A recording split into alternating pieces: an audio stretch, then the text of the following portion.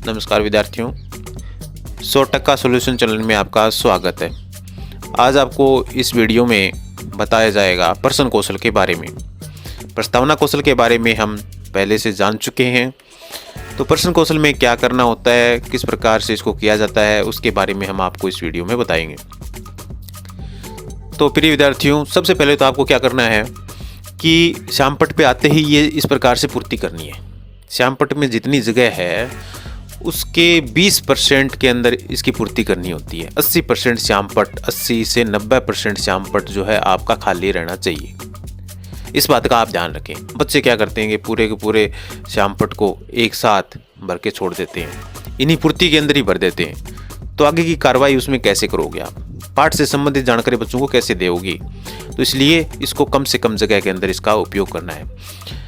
और यदि इस प्रकार से आप लिख सकते हो तो सबसे बेस्ट है, क्योंकि इस प्रकार से श्यामपट्ट के लिए एक जगह और कम हो जाती है, एक लाइन की जगह और कम हो जाती है। तो इस प्रकार से आप अच्छी प्रकार से लिख सकते हो, तो आप लिखने का अभ्यास करें। ये छात्र अध्यापक का नाम जो है आप श्यामपट्ट पे लिखते हो तो ठीक है, अन्यथा इसकी कोई आवश्यकता नहीं है। अन्य पूर्ति जो है वो अनिवार्य है, क्योंकि छात्र अध्यापक का नाम जो होता है वो डायरी के ऊपर आप पहले से लिख देते हो। लेकिन एक बात का और भी ध्यान रखना है कि ये जो डायरी जब आप बनाते हो तो उसमें आप छात्र अध्यापक का नाम ऊपर लिख दीजिए, ठीक है। ऊपर आपके प्रश्न कौशल मेन हेडिंग में आ जाएगा। और ये पूर्ति जो है आप कम से कम जगह के अंदर बोर्ड पे कीजिए। बोर्ड जो होता है हमारा 80 से 90% जो है वो शेष रह जाना चाहिए। इस बात का आप ध्यान रखें।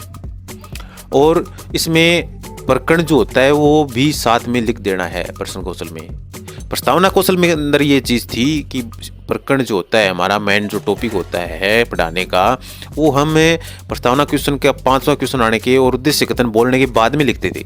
लेकिन प्रश्न कौशल में ऐसी कोई चीज़ का आपको ध्यान नहीं रखना है। टोटल चीज़ आपको आते ही श्यामपट्ट के ऊपर लिख देनी है।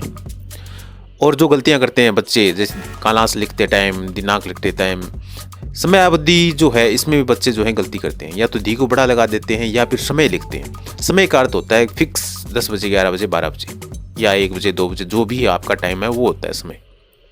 लेकिन समय अवधि हो गया कि ये जो आपका टॉपिक है वो आप कितने मिनट के अंदर पूरा कर रहे हो, तो 5 से 7 मिनट हो गया। 5 मिनट भी नहीं होता है, 6 मिनट भी नहीं होता है, 7 मिनट भी नहीं होता, फिक्स नहीं होता। 5 से 7 मिनट के बीच में आप कभी भी आपका टॉपिक खत्म कर सकते हो। ये भी ध्यान रखना है कि क्वेश्चन जो है वो आते ही आप 1 या 2 मिनट में, कुछ लड़के जो क्या करते हैं, छात्र अध्यापक क्या करते हैं कि फटाफट क्वेश्चन बोलते हैं और 1 मिनट के अंदर ख़त्म कर देते हैं। लेकिन ऐसा आपको नहीं करना है, क्योंकि आप जो है बीएड की क्लास को नहीं पढ़ा रहे हो, आप 8वीं क्लास, 6ठी क्लास, 7वीं क्लास को पढ़ा रहे हो। तो उसी कक्षा के अनुरूप ही आपकी लय, गति होनी चाहिए और उसी कक्षा के अनुरूप ही आपकी आवाज़ होनी चाहिए। आप जब क्वेश्चन पूछते हो तो सभी बच्चों को सुनाई देना चाहिए। वो मैं बातें आपको आगे जब घटक बताऊंगा तो उस टाइम में बताऊंगा। इसमें शिक्षण सहायक सामग्री लिखनी है डायरी के अंदर। ये काम सारा डायरी का है। और वो पहले जो मैंने बोर्ड वाला ये जो काम बताया था ये भी डायरी में लिखना है, ठीक है। ये भी सारा का सारा जस्ट इसके नीचे डायरी के अंदर पहले पेज में ही लिखनी है। शिक्षण सहायक सामग्री सामान्य और विशिष्ट। सामान्य के अंदर संकेतक, जाड़न, श्वेतवर्तिका, चौक आदि का आप उपयोग करते हो हमेशा, तो ये लिखनी है, कंपलसरी है। विशिष्ट के अंदर यदि आप उपयोग करते हो कोई भी सामग्री का तो ही आपको लिखना है, अन्यथा इसके अंदर खाली छोड़ देनी है। लेकिन हाँ, कोई भी कौशल, कोई भी दैनिक पाठ योजना आप बिना विशिष्ट सामग्री के नहीं करें, क्योंकि इससे क्या है, हर सामग्री आप उपयोग करते हो तो उसमें आपका कौशल जो है वो प्रभावी होगा। रंगीन चौक तो कम से कम आप लिख ही दीजिए, इसका तो आप उपयोग करिए ही करिए। उसके अलावा जो आपका मॉडल रह गया, चार्ट रह गया या अन्य और बहुत सारी सामग्रियाँ हैं, ऑडियो वीडियो विजुअल रह गया, वो भी आप उपयोग कर सकते हो। सामान्य उद्देश्य के अंदर सब्जेक्ट के प्रति बच्चों की रुचि जागृत करना।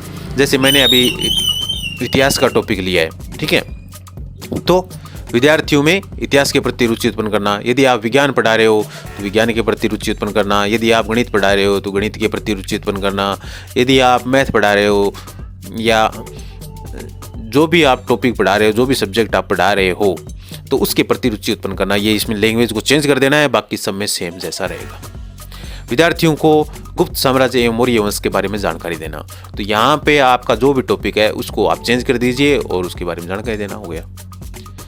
विद्यार्थियों में शारीरिक शक्तियों का विकास करना, क्योंकि गुप्त साम्राज्य और मौर्य वंश जो है वो जैसे युद्ध होते थे तो व्यक्ति के अंदर ताकत होती थी, तो उसके बारे में भी बच्चों को बताएंगे तो उसमें भी बच्चे के अंदर एक मनोबल आएगा, एक ताकत का एहसास होगा, इसलिए शारीरिक शक्तियों का विकास हो गया।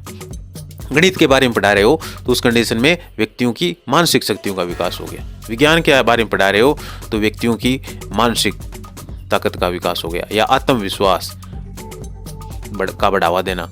तो इस प्रकार से जो उस टॉपिक से संबंधित चीज़ है उसके बारे में इस लैंग्वेज को चेंज कर देना है और बाकी लिख देना है। विद्यार्थियों को इतिहास में हुई घटनाओं के बारे में बताना, तो ये इतिहास से संबंधित हो गया हमारा टॉपिक। यदि यहाँ विज्ञान का होता तो क्या आप क्या लिखते? विद्यार्थियों को विज्ञान के प्रयोगों के बारे में बताना, या विद्यार्थियों को विज्ञान में जो शोध कार्य होते हैं उनके बारे में बताना। तो ये इस प्रकार से लैंग्वेज को चेंज कर लेना है, जो भी आपका टॉपिक है, जो भी आपका सब्जेक्ट है उससे संबंधित, बाकी सब में सेम जैसा रहेगा। उसके बाद नंबर आता है विशिष्ट उद्देश्य का। तो इसमें प्रश्न कौशल के विभिन्न घटकों के द्वारा अभ्यास के माध्यम से कौशल में कुशलता प्राप्त करना, ये रहेगा। यदि आपका कौशल दूसरा है कोई भी, तो इस प्रश्न कौशल की जगह आपको इसको चेंज कर देना है, बाकी सेम लाइन रहेगी। जो भी आपका कौशल है उसमें सिर्फ कौशल का नाम चेंज करना है विशिष्ट उद्देश्य के अंदर, बाकी सारा का सारा सेम रहेगा। चलिए अब हम चलते हैं इंडेक्स की ओर। इंडेक्स में क्या है, सबसे पहले ऊपर प्रस्तुतिकरण लिखोगे, उसके बाद पहला कॉलम आ जाएगा इसमें विषय वस्तु। विषय वस्तु वो होती है जो आप पढ़ा रहे हो, तो ये चीज़ आप बच्चों को पढ़ा रहे हो, ठीक है। ये आप क्या करते हो कि माइक्रो टीचिंग में एक बार आपने पढ़ा दिया, उसके बारे में आगे जो कौशल आता है वो फिर चलता रहता है, ठीक है। तो इसमें आप 1 मिनट के अंदर 2 मिनट के अंदर इसको पढ़ा दीजिए, या फिर डायरेक्ट आपको क्या है प्रश्न कौशल करना है, तो ये सिर्फ आप डायरी के अंदर पूर्ति कीजिए। उसके बाद में आपको बच्चों को सिर्फ क्वेश्चन पूछने हैं, ठीक है। प्रश्न कौशल में सिर्फ प्रश्नों का जानना होता है, प्रश्नों का तरीका जानना होता है, प्रश्नों का पूछने का तरीका देखा जाता है, और बहुत सारी जो चीज़ें हैं वो देखी जाती है। तो इसमें छात्राध्यापिका क्रिया लिखना है। छात्राध्यापिका क्रिया रहेगी प्रश्नों को पूछने की, वो चीज़ यहाँ पे डाल देनी है। विद्यार्थी क्रिया में इसके विद्यार्थी जो हैं उत्तर देंगे, क्योंकि आप ये चीज़ पढ़ा चुके हो, और विधि प्रविधि के अंदर सारी चीज़ें आपके सामने होंगी, प्रश्नोत्तर विधि रहेगी। तो इसमें एक बात का और ध्यान रखना है कि जो विषय वस्तु आप पढ़ा रहे हो उसी से संबंधित क्वेश्चन होने चाहिए, ठीक है। जैसे आचार्य चाणक्य कहाँ के प्रमुख शिक्षक थे, तक्षशिला के, तो ये चीज़ पहले उत्तर इसका आ चुका है विषय वस्तु में। तो इस बात का आपको ध्यान रखना है, और क्वेश्चन जो है पूरा स्टिक होना चाहिए। ये नहीं कि यहाँ पे हम ये लिख देते कि चंद्रगुप्त मौर्य के गुरु का क्या नाम था, तो यहाँ पे ये डालते हमें कि मौर्य के गुरु का क्या नाम था, तो मौर्य तो बहुत सारे हुए, या ये डाल देते कि उसके गुरु का क्या नाम था, तब उसका कोई उत्तर नहीं होता। वो मैं चीज़ें आपको आगे बताऊंगा अभी कि आपको क्वेश्चन कैसे बनाने हैं। इसी प्रकार से क्वेश्चन मतलब पूरा स्टिक होना चाहिए, जैसे एग्जाम में आ जाए ना तो बच्चा उसका उत्तर दे सके। तो ये आपकी इंडेक्स रहेगी।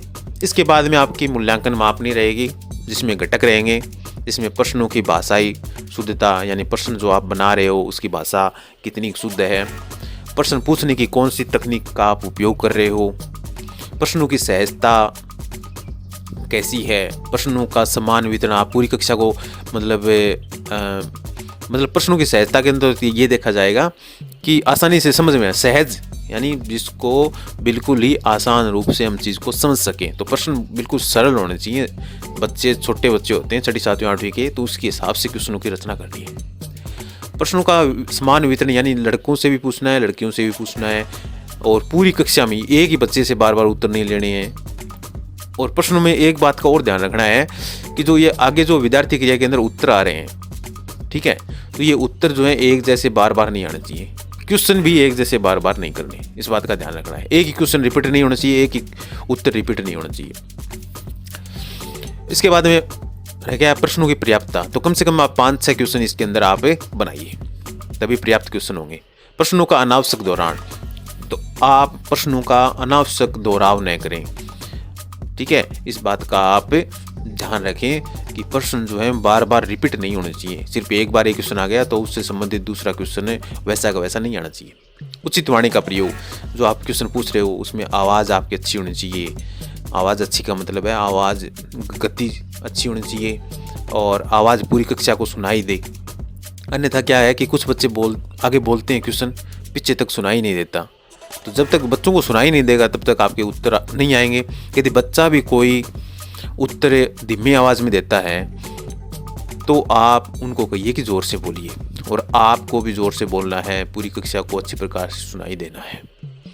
पूरा हल्ला भी नहीं करना है, आराम से शांति से बोलना है, लेकिन गति भी कक्षा के अनुसार होनी चाहिए। जैसे मान लो कि छोटे बच्चे हैं तो उनको धीरे धीरे, जैसे उचित वाणी का प्रयोग, इस प्रकार से मतलब धीरे धीरे और लय के साथ बच्चों को पढ़ाना है।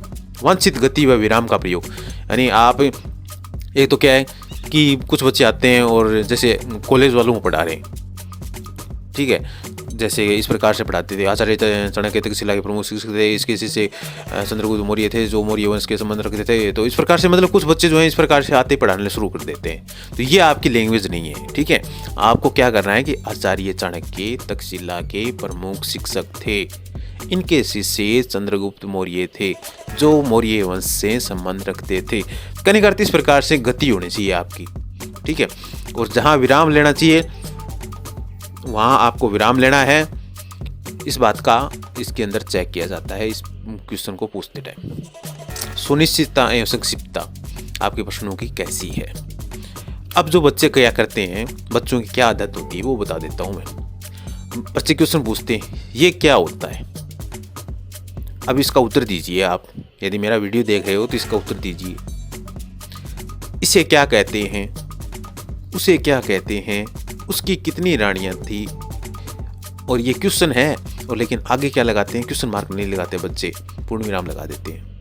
वो कौन था, यहाँ आगे मतलब यहाँ ये जो मैंने रेड कलर में डाल रखा है ये गलत चीज़। यहाँ पे ये क्या है, यदि यहाँ पे आप पढ़ा रहे हो बच्चों को, लेकिन पढ़ाते टाइम में बच्चों को मालूम है इसके बारे में पूछ रहे हो आप, लेकिन आपको क्वेश्चन ऐसे बनाने हैं जो एग्जाम में आ जाए तब भी बच्चा उसका उत्तर दे पाए। अब ये क्या होता है, अब यहाँ पे या तो कोई चीज़ आप दिखा रहे हो, उस चीज़ को यदि आप डाल रहे हो तो यहाँ की कोष्टक में और वो डालिए चीज़ दिखाते हुए, जो भी चीज़ है आपकी चुमक दिखाते हुए ये क्या होता है, तो वो वहाँ पे उत्तर दे सकता है बच्चा और क्वेश्चन भी सही बनेगा। लेकिन यहाँ आगे कोष्टक में उस चीज़ को डालना है, इसे क्या कहते हैं, ठीक है। अब इस किसके बारे में पूछ रहे हो, क्या पूछ रहे हो, इसका उत्तर नहीं दे सकता। आप चाहो तो इसके उत्तर दे के दिखा दो मेरे को, अभी नहीं दे सकते उसके उत्तर। उसे क्या कहा जाता है, इसे क्या कहा जाता है, तो ये चीज़ गलत है। यहाँ पे पूरे क्वेश्चन होना चाहिए कि संधि किसे कहते हैं, या जैसे उसकी कितनी रानी थी, आगे पूर्ण विराम लगा दिया तो पूर्ण विराम पहली बात नहीं आएगा क्योंकि क्वेश्चन पूछ रहे हो किसे, क्या, कौन, कहाँ, इस प्रकार के क्वेश्चन के अंदर जहाँ पूछे जाते हैं और इस प्रकार के शब्दों का उपयोग किया जाता है, वहाँ पे क्या है क्वेश्चन मार्क आता है। उसकी कितनी रानी थी, अब यहाँ कोई किसी की रानी के बारे में पूछ सकता है, साधारण आदमी का नाम हो सकता है, तो बच्चे की जैसी सोच होगी उसके बारे में उसका वो बताएगा। लेकिन यहाँ ये पूछेंगे कि राजा दशरथ के कितनी रानियाँ थी, तब उसका बच्चा उत्तर दे सकता था। वो कौन था, ये कितने प्रकार का होता है, आगे पूर्ण विराम लगा दिया। तो इसका मतलब ये इस प्रकार के यदि आप क्वेश्चन बना के लाते हो तो वो बिल्कुल गलत है। अब यहाँ नीचे लास्ट वाला क्वेश्चन पूछते कि त्रिभुज कितने प्रकार का होता है, या त्रिभुज की कितनी आकृतियाँ होती हैं, या संधि कितने प्रकार की होती है। तो इस प्रकार से यदि आप क्वेश्चन पूछते हैं तो उसका बच्चा उत्तर दे सकता था और आगे क्वेश्चन मार्क लगाना है। तो ये जो गलतियाँ हैं, बच्चे बहुत सारी गलतियाँ करते हैं। दूसरा सबसे बड़ी गलती जो आप लोगों के लिए बहुत ही घातक होती है कि आप मोटरसाइकिल जब भी उपयोग करते हो तो बिना हेलमेट जो है आप मोटरसाइकिल नहीं चलाएं। हेलमेट जो है वो दिखावे के लिए नहीं होता, या आपकी जो हेयर स्टाइल है वो ख़राब नहीं करता है। हेलमेट आपकी सुरक्षा के लिए होता है। बहुत सारे लोगों को मैं देखता हूँ मोटरसाइकिल पे पीछे हेलमेट को बांध देते हैं, जैसे ही आगे पुलिस वाले दिखाई देते हैं उस टाइम हेलमेट को अपने सर पे डाल लेते हैं, और फिर जैसे ही आप वहाँ से पुलिस वालों से दूर जाते हो फिर वापस हेलमेट को उतार करके वापस से पीछे लटका देते हैं। तो ये आदत गलत है। आप अपनी आँखों के अंदर खुद मिर्ची डाल रहे हो, खुद अपने आप को बेवकूफ़ बना रहे हो, क्योंकि हेलमेट जो होता है वो आपकी सेहत के लिए, आपकी सेफ्टी के लिए होता है। तो इसलिए आप हेलमेट का उपयोग ज़रूर करें। जब भी आप एक बार कभी भी चेक कर लेना, एक तो हेलमेट के साथ बाइक चलाओगे और दूसरा बिना हेलमेट चला के देख लेना, आपके चेहरे में जब आप नीचे उतरते हो बाइक से तो बहुत फ़र्क मिलता है। तो आपसे निवेदन है कि आप बिना हेलमेट के बाइक न चलाएं। दूसरा, यदि आपकी उम्र 18 साल से कम है तब भी आप बाइक नहीं चलाएं। ये आपके जीवन और आपके परिवार का भविष्य। सूचना अच्छी लगी चैनल को सब्सक्राइब करें, लाइक करें, शेयर करें। Thank you.